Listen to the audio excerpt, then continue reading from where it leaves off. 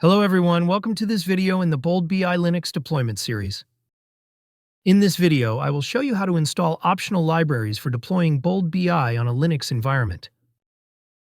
Before beginning, let's go over what optional libraries are.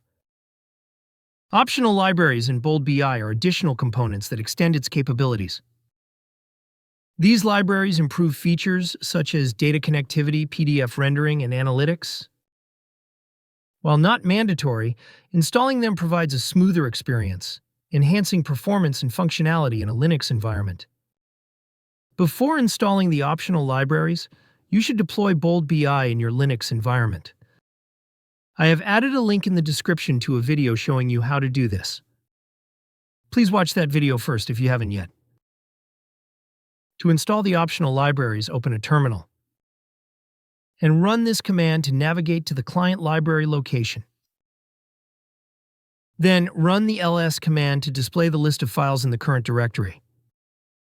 Run the command to open the consent to deploy client libraries.txt file to review the client library's license details. Once reviewed, press :WQ and enter to save and exit the file. To install the optional database client libraries for Bold BI, run this command.